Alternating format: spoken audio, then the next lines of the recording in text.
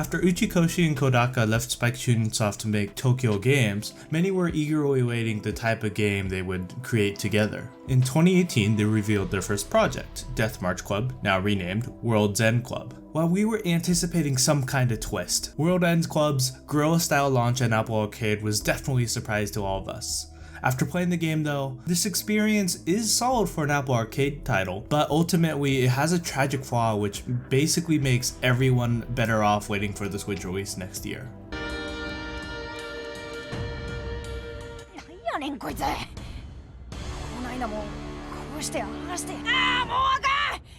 Immediately, the soundtrack of World's End Club stood out to me as excellent. Each level's music represents the regions well and complements the adventure to keep you engaged. However, I can't really say the same for its visuals. While none of the team's earlier titles were graphical marvels, they had impressive aesthetic design that permeated throughout the game, which made up for a lack of technical excellence. In comparison, World's End Club completely lacks this charm, and on top of the overly simplistic models, the game uses a fairly generic UI with bland text boxes and simplistic font, making the game feel distinctly cheap. Still, I found myself far too engaged with the story and gameplay to be distracted by the subpar visuals. The gameplay structure of World's End Club is inherently similar to the creator's previous works, where you have story sections separated by gameplay sections. That being said, World's End Club isn't a puzzle adventure or courtroom simulation like their previous works. Instead, it's a 2D platformer. These platforming elements are either adventure game-esque, focusing on progressing the narrative, or you run to the right and you're following a scripted scenario. Unfortunately though, platforming in this game doesn't have much depth. While it has some better moments of gameplay because of its Another World-esque elements with the story, atmosphere, and animations being at the forefront of your experience, it just isn't that deep and there's not much interest in the gameplay itself. Exploring is fun and engaging, which makes uncovering more information about the environment feel fun, but it is just a bland platformer.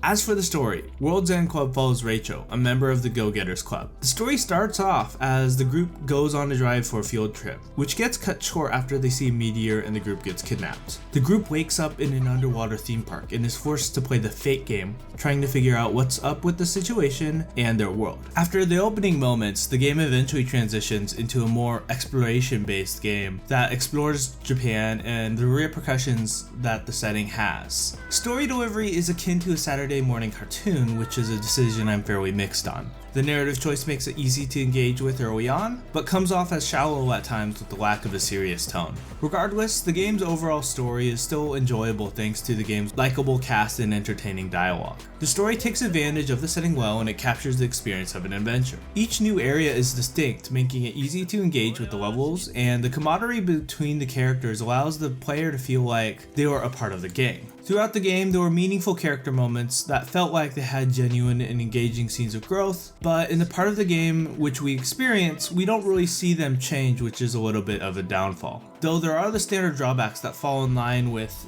if you played an Uchikoshi or Kodaka game, some of the twists are fairly predictable and the characters are one note.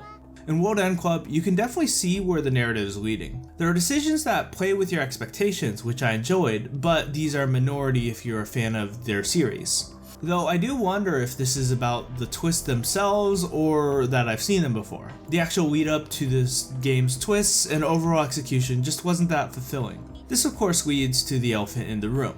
This release is only the first part of the game. The first 10 hours of the game with an ending that's a bit of a cliffhanger. To get the complete experience, you'll need to pick it up on Switch later next year, which makes one wonder, why even bother playing with this release? This is ultimately the biggest problem with the Apple Arcade release of World's End Club. Uchikoshi games are slow burns, taking a while to truly get into vogue. They seldom peak in the middle, and the end is almost always the best part. There are many elements in this game that are done well, and as you play, you'll get some engaging, endearing, and intriguing memories, but it screeches to a halt before the narrative can get along.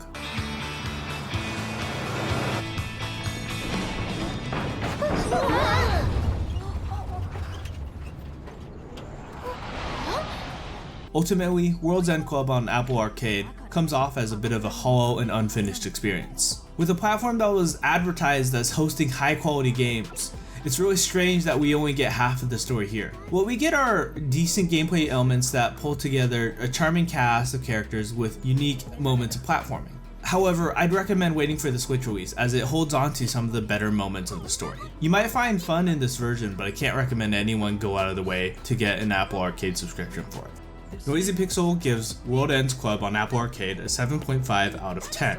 Thanks for watching. This has been Noisy Pixel, signing off. If you're interested in more information about this game, please check out the Noisy Pixel website where I have news and a written review. If you're interested in more content like this, please subscribe to the channel and hit the bell to be notified about our future content, and have a great day.